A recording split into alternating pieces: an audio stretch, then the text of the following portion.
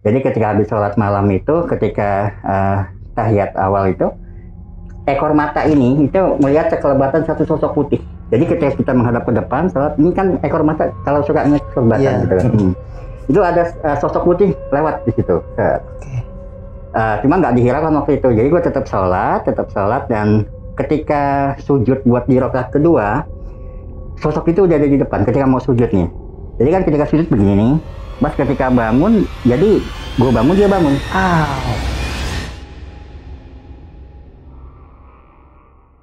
Assalamualaikum warahmatullahi wabarakatuh. Balik lagi bareng gue Ibnu Putra Sidik di channel Timur Misteri. Apa kabar teman-teman semua? Semoga senantiasa kita semua selalu diberikan kesehatan, diberikan kemudahan rezeki, serta diberikan kemudahan dalam segala urusan kita.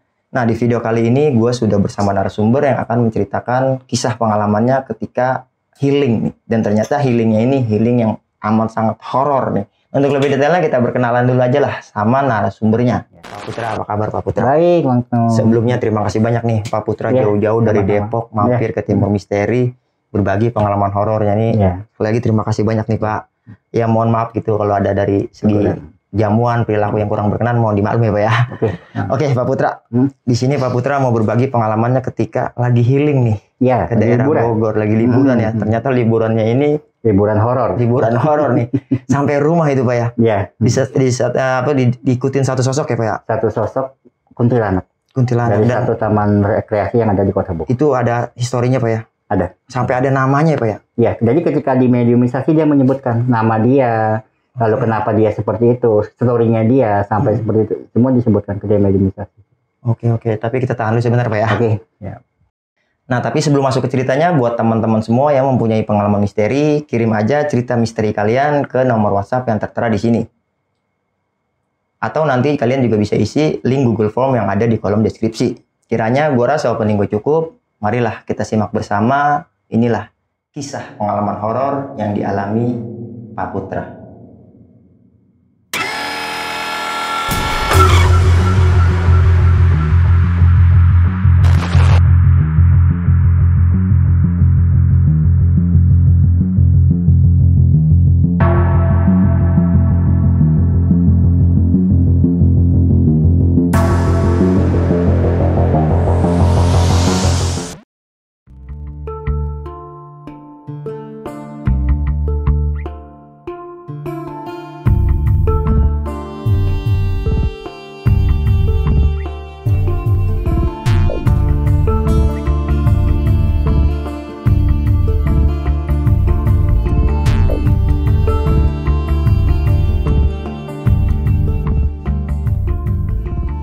Jadi gini, tahun 2016 nih ya. Jadi gue sama istri waktu itu rekreasi ke salah satu taman wisata yang ada di Kota Bogor gitu kan. Nah, di taman wisata itu ada satu pemakaman Belanda di situ. Satu lokasi pemakaman Belanda. Namanya wisata kan kita berkunjung, sekedar berkunjung, foto-foto, selesai pulang kan. Nah, anehnya setelah satu hari setelah dari sana, itu waktu itu istri tuh waktu shift malam, kerja malam kan dia. Jadi gue tidur sendiri di situ. Jadi ketika tidur sendiri itu paginya tuh ada satu helai rambut panjang hampir 1 meter di tempat tidur. Satu helai rambut panjang. Nah, nggak mungkin, istri kan sepanjang rambut sebahu di situ kan. Ini rambut hitam panjang sampai 1 meter lebih di situ, lebih kurang.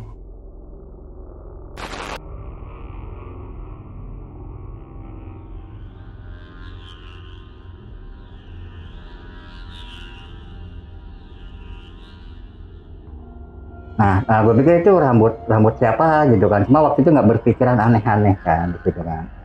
Nah, sampai pada hari ketiga, keempat setelah dari sana, dalam satu malam itu ada keinginan buat sholat malam, gitu kan. Memang jarang sholat malam, tapi saat itu ada keinginan buat sholat malam di situ.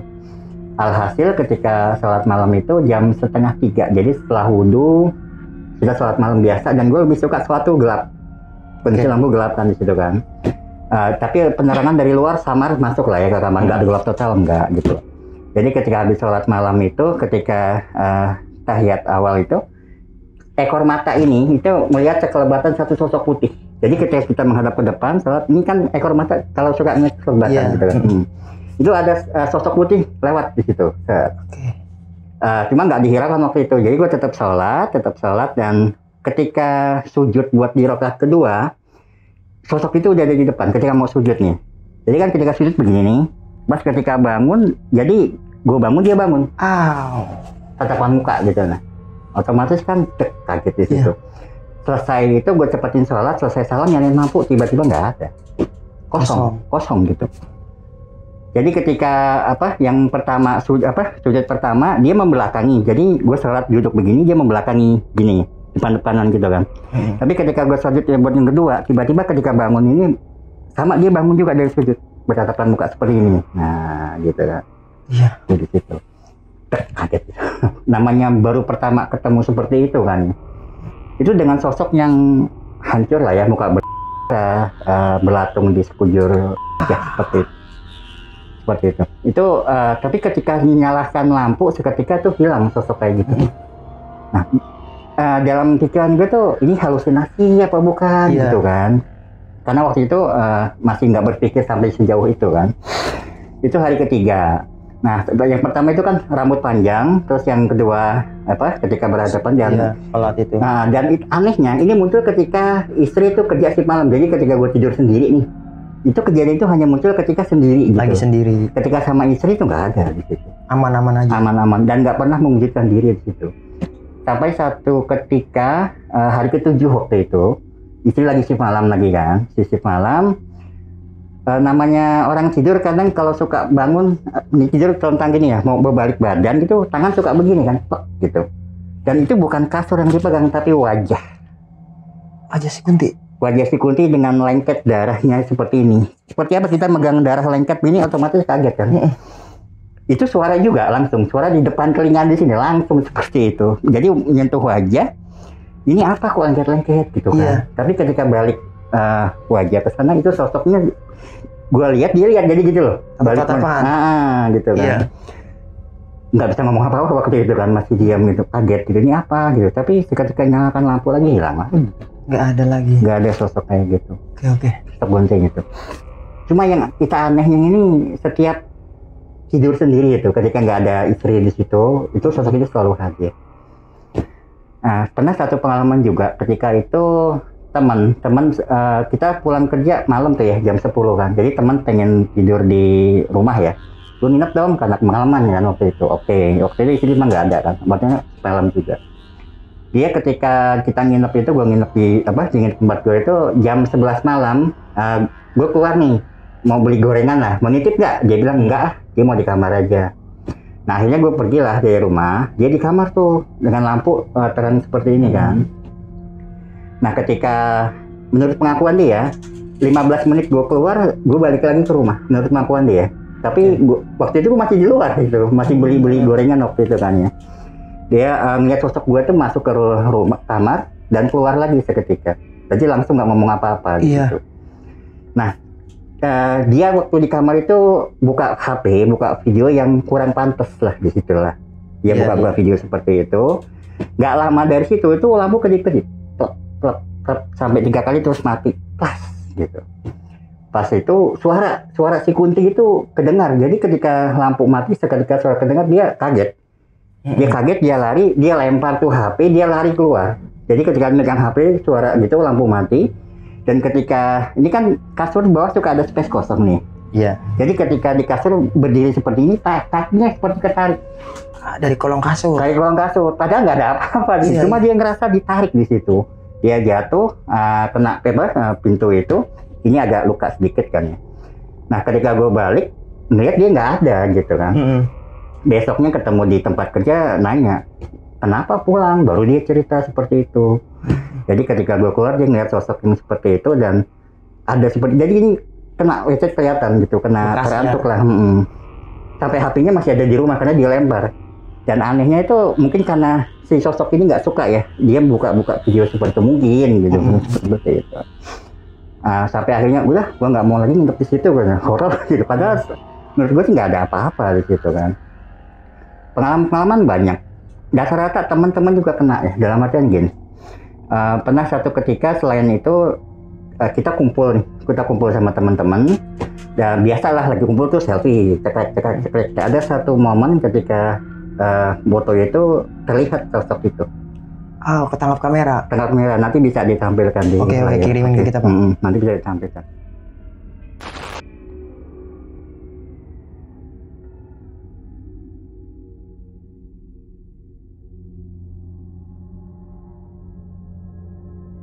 Itu sosok putih dengan rambut panjang sampai ke bawah seperti itu. Rambutnya putih. panjang lah. Panjang. Nah, di situ gue baru nyadar, oh mungkin ini ya sehelai rambut panjang yang ketika awal seperti itu.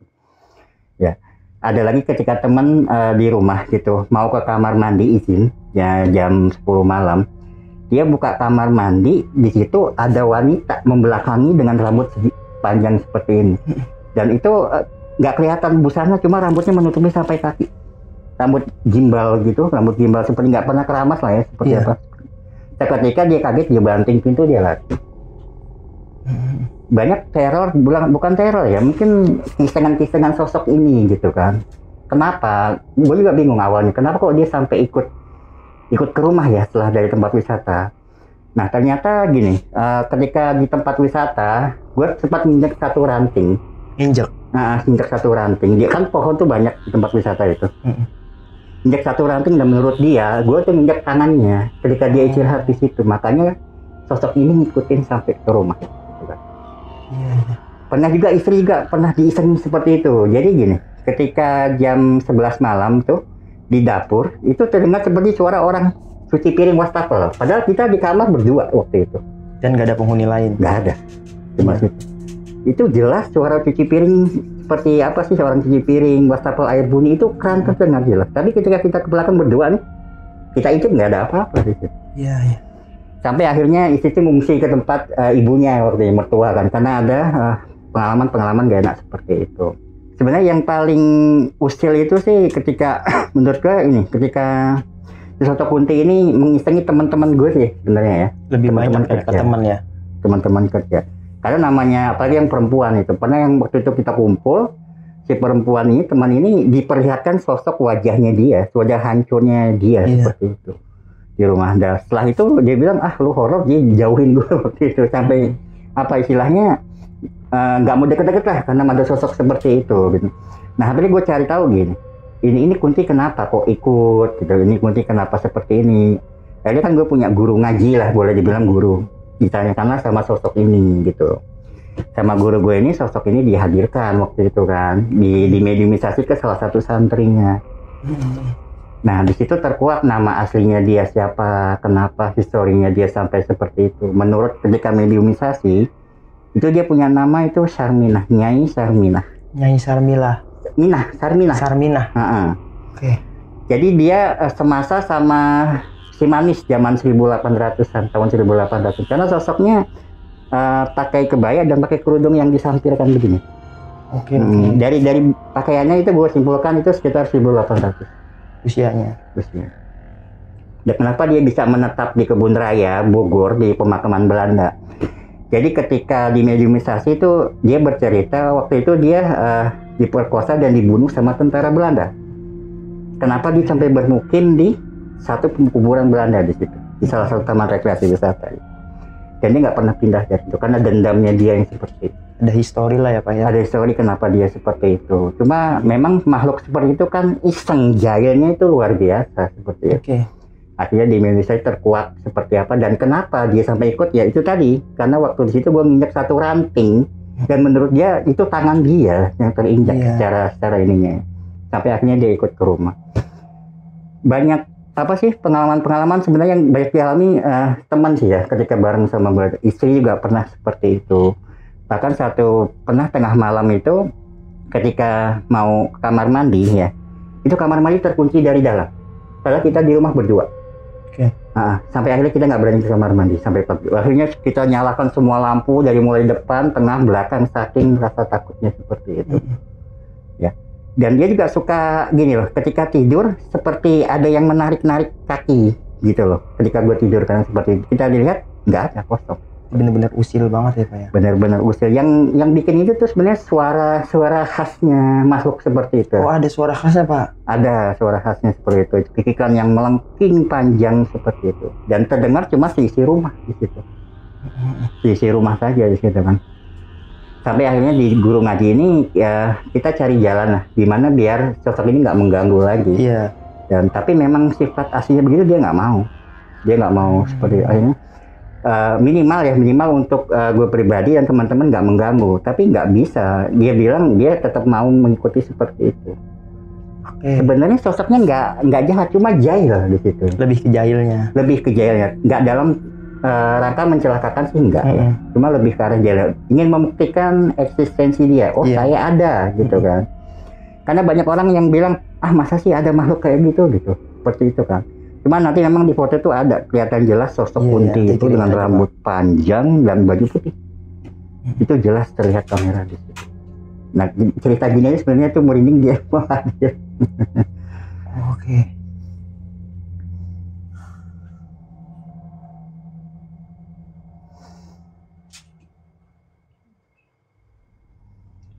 Ini kalau cerita gini sosok ini sebenarnya nggak mau diceritakan, tapi ya kita coba tuntasin lah. Ya insya Allah juga nggak ada apa-apa ya Pak ya. Nggak ada efek apalagi buat saya pribadi gitu. Betul, gitu kan. Kita kan hanya sharing pengalaman aja ya gitu, nggak bermaksud buat ngomongin lah segala macamnya gitu ya. Pokoknya nggak bermaksud buruk lah intinya seperti itu ya. Seperti itu. Nah ketika di guru ngaji kan kita sempat sharing juga gimana cara menyempurnakan sosok seperti ini. Karena memang seperti itu butuh untuk disempurnakan. Sebenarnya itu bukan arwah atau ruh ya, lebih ke arah korin ya. Jadi kita harus beri edukasi juga bahwa tidak ada arwah yang kembali setelah kematian. Jadi adalah korinnya si sosok tersebut yang menjelma dari golongan bangsa jin. Jadi bisa dibedakan tuh, nggak ada arwah, nggak ada sebenarnya. Jadi buat edukasi teman-teman perbedaan antara korin dan arwah seperti itu ya. Dan memang kalau korin dari bangsa jin ini kan jahil gitu ya, iseng gitu. Dari apapun bentuk mereka seperti itu. Si ini ketika mediumisasi dia menceritakan tentang sosok dia, kenapa dia sampai meninggal dan kenapa meninggalnya. Itu boleh dibilang kalau di ini agak sedih ya. Jadi ketika itu dia bercerita dia sedang berjalan di satu hutan gitu loh, ketemu dengan serdadu-serdadu Belanda. Dia diperkosa dan dibunuh, dilempar ke sungai. Sosok korin ini bercerita seperti itu. Makanya rasa dendamnya dia terhadap sosok tentara Belanda sampai mendiami satu pemakaman Belanda di satu tempat rekreasi wisata yang ada di Kota Bogor. Gitu ya. Dan ini nggak mau di sini disempurnakan, dia nggak mau melawan di situ. Jadi ketika didoakan dia seperti melawan dan menyerang balik. Gitu. Sampai guru gue bilang ya udah nanti dulu ya kita tunggu waktu untuk menyempurnakan sosok ini.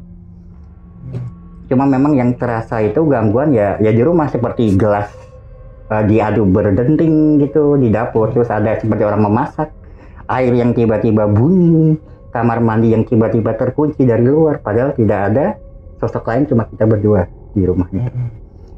Ini ceritanya sebenarnya gue begini. Cuma Kak, untuk edukasi buat teman-teman yang di Timur Misteri ya, seperti apapun itu kita jangan takut lah terhadap sosok seperti itu, karena kita manusia kan sebagai khalifah pemimpin lah. Jangan mau diintimidasi seperti itu. Cuma manusiawi ya, rasa takut itu ada. Rasa takut itu manusiawi sekali, semua orang punya gitu. Jadi dengan tidak meninggikan mereka juga tidak seperti itu.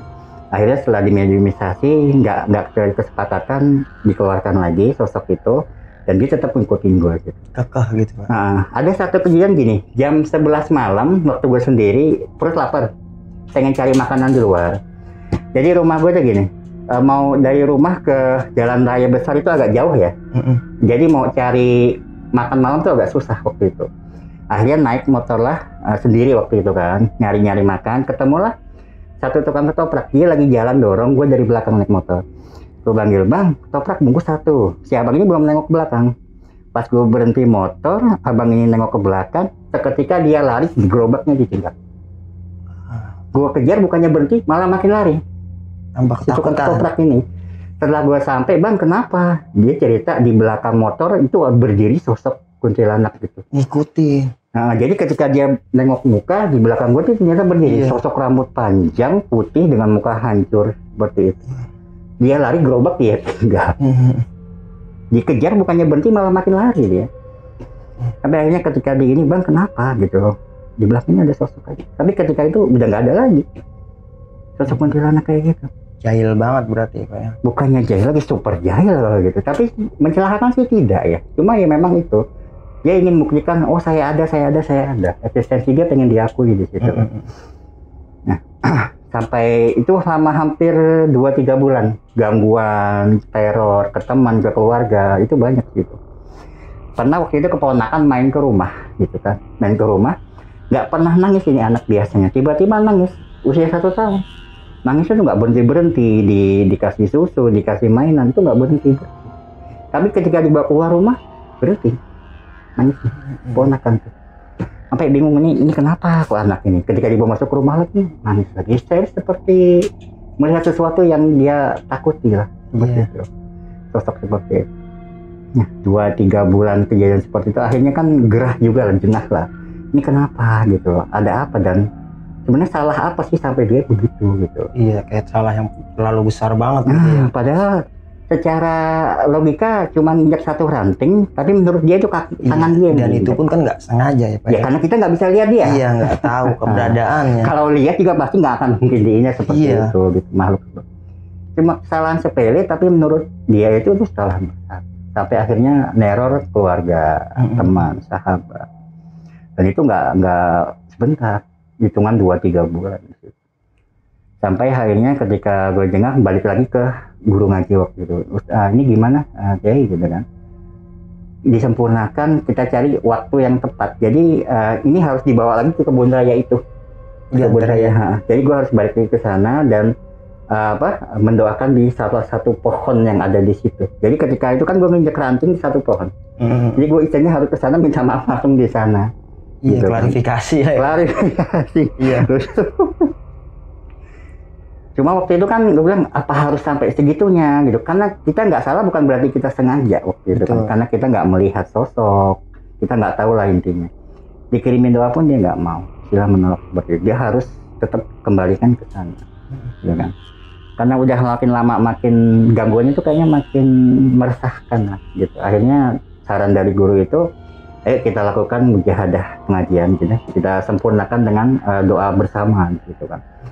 Akhirnya gue bikinlah satu selamat pengajian kecil lah ya, pengajian kecil di rumah tuh dengan ngundang guru itu untuk mendoakan di situ sosok itu. Sebenarnya bukan lagi mendoakan ya, menetralisir dan menyempurnakan lah di situ. Kita doakan kalau memang ada yang kurang baik, mudah-mudahan setelah pengajian ini menjadi lebih baik gitu kan.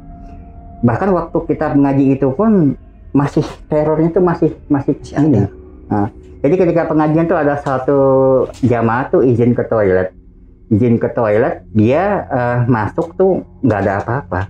Tapi ketika dia mau keluar itu pintu dikunci dari luar. Padahal tuh pintu nggak bisa dikunci dari luar, cuma dari dalam diselot seperti itu kan. Itu nggak bisa. Dia ketuk-ketuk, gedor-gedor gitu, nggak ada yang dengar. Padahal tuh jarak dari kamar mandi ke ruang tengah tuh nggak terlalu jauh gitu. Nah, ketika di kamar mandi itu dia bilang itu lampu tiba-tiba mati. Pundak dia tuh seperti diraba begini dari belakang. Beraba gini, dia balik muka, itu sebelah dia udah langsung sosok. Seperti itu, dengan belakang yang jatuh dari mukanya sosok Sarminah ini. Hampir pingsan. Iyalah, berdua sama makhluk itu di kamar mandi. Sama makhluk di kamar mandi. Oke. Bahkan ketika pengajian berlangsung. Iya, padahal lagi ngaji Pak ya. Banyak mendoakan seperti itu. Makanya gue bilang ini kenapa dan harus dengan cara bagaimana menyempurnakan sosok Sarminah ini. Karena terornya udah lumayan berasa ya untuk pribadi, untuk keluarga, untuk sahabat-sahabat juga. Sampai ketika dia cerita di luar tuh udah seperti orang bengong, mata tuh seperti apa ya, tatapannya tuh kosong gitu loh, antara tren dan tidak tren di situ. Sampai ketika disadarkan, dikasih air yasin, dia baru sadar dan cerita di situ. Baunya sosok itu, belatungnya tuh tercium di situ. Belatung. Dan memang ketika pagi hari itu sisa-sisa belatung tuh masih ada di bawah. Masih ada? 2-3 belatung masih ada di bawah. Hidup Pak? Mati. Udah mati di situ. Aneh, tapi ada. Itu udah cukup mengganggu banget ya. Dalam artian sebagai orang awam ya, kita bukan orang yang pintar itu tidak. Akhirnya kita adakan pengajian selama 3 hari di situ dan tetap puncaknya memang itu harus kita ke sana. Gue pribadi harus ke sana lagi. Jadi Setelah pengajian itu kita bawa satu air doa di sana, air doa kita kembalikan ke tempat lokasi di mana waktu Kunti itu menurut pengakuan dia dia teringat seperti itu. Dan itu berubah sosoknya dari yang menyeramkan, penglihatan gue ya. Jadi sosok yang seperti tadi pakai kerudung dengan kebaya. Lebih enak dilihat gitu. Pakaiannya seperti pakaian wanita tahun 1800-an lah. Kayak noni Betawi gitu ya. Seperti noni Betawi gitu lah. 1800-an. Dan itu usia dia udah lama ya, Kuring itu udah ratusan tahun. Makanya dia punya kedudukan yang boleh dibilang sebagai ratu kuntilanak mungkin ya, karena usia dia yang udah tinggi. Ya, kedudukannya tinggi lah di situ. Bukan kuntilanak biasa lah, BKB ya, kuntilanak biasa. BKB. Karena gangguannya tuh nyata dan dirasakan sama orang-orang yang pernah diganggu seperti itu. Iya, orang-orang sekitar Bapak lah ya. Sekitar banget diganggu. Kalau saya pribadi sih sebenarnya nggak terlalu masalah, cuma kaget aja di situ kan. Namanya belum pernah mengalami kejadian, tiba-tiba ada kejadian seperti itu gitu. Dari keluarga, dari istri, teman, sahabat.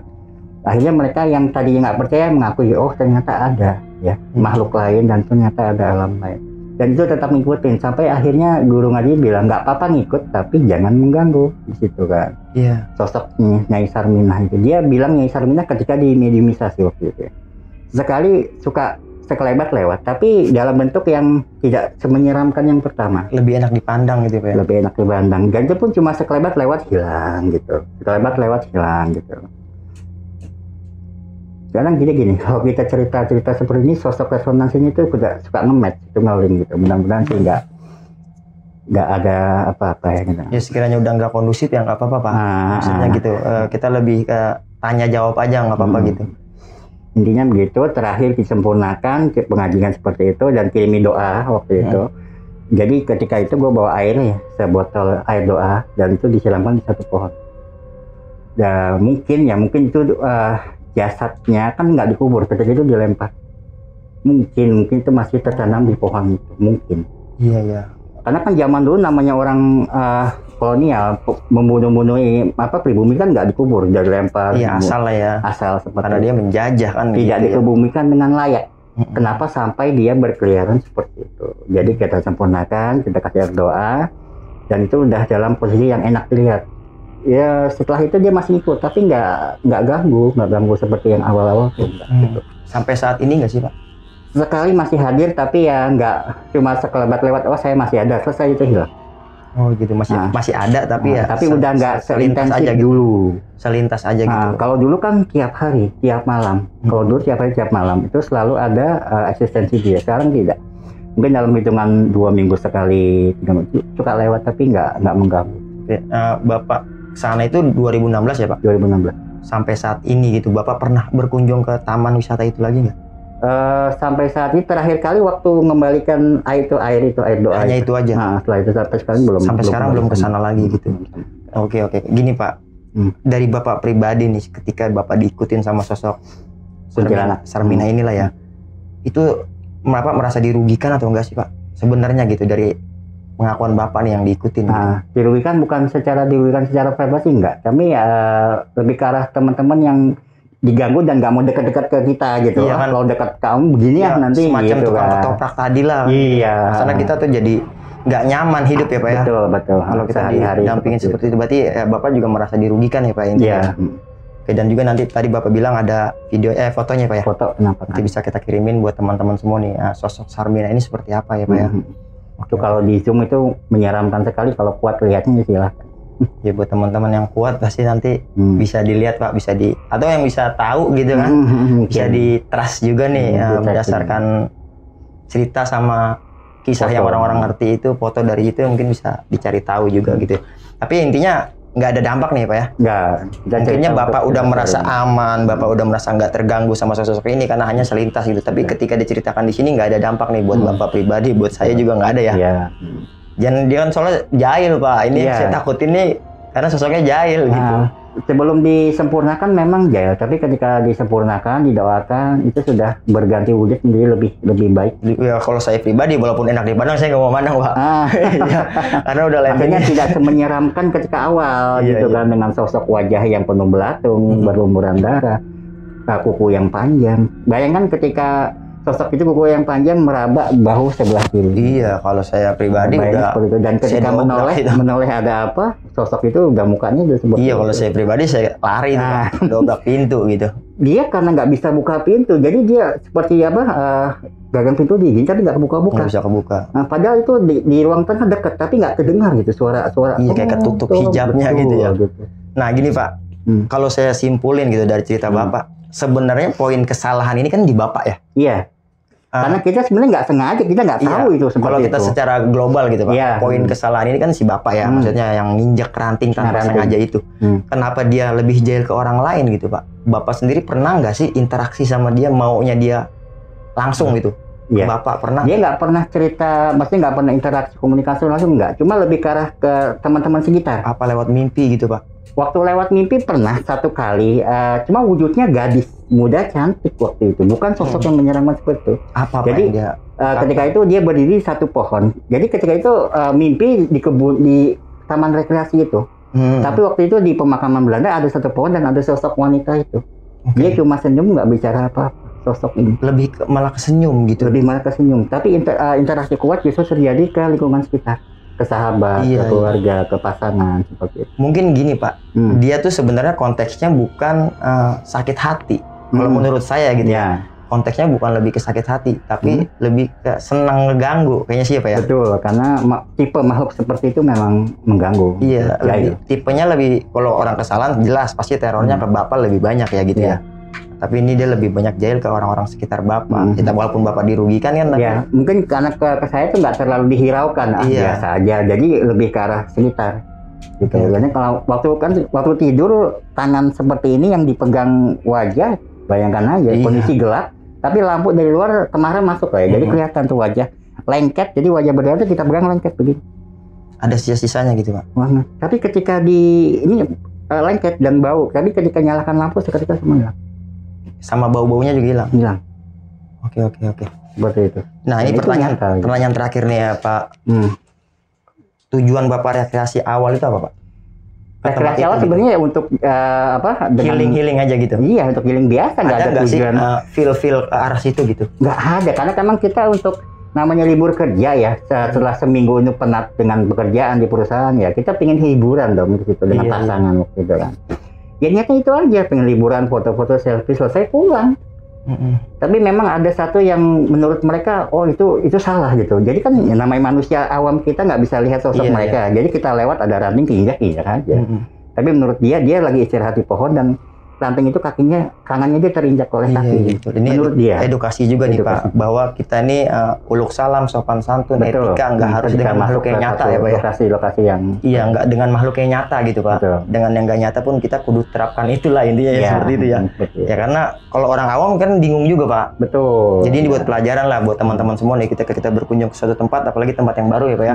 Uluk salam, sopan santun kita terapkan nggak hanya buat makhluk yang nyata, lebih dari makhluk yang nggak nyata Pak ya. Iya. Oke Pak, sekali lagi terima kasih banyak. Sama-sama. Berbagi pengalamannya, dan insya Allah lain waktu, lain hari gitu bisa mampir lagi nih Pak. Iya. Bagi pengalaman misterinya, karena banyak nih Bapak ini cerita-cerita pengalaman horornya tadi di depan nih banyak banget. Belum lagi dari istrinya juga Pak ya. Iya. Ini banyak banget nih kejadian-kejadian horor yang dialami sama Bapak. Oke, buat teman-teman semua, kiranya itu aja yang bisa gue sampaikan pada kesempatan kali ini. Kurang dan lebihnya gue mau dibukakan pintu maaf yang seluas-luasnya. Akhir kata, gue Putra Sidik dan Bapak pamit undur diri. Wassalamualaikum warahmatullahi wabarakatuh. Oke Pak, terima kasih banyak. Sama.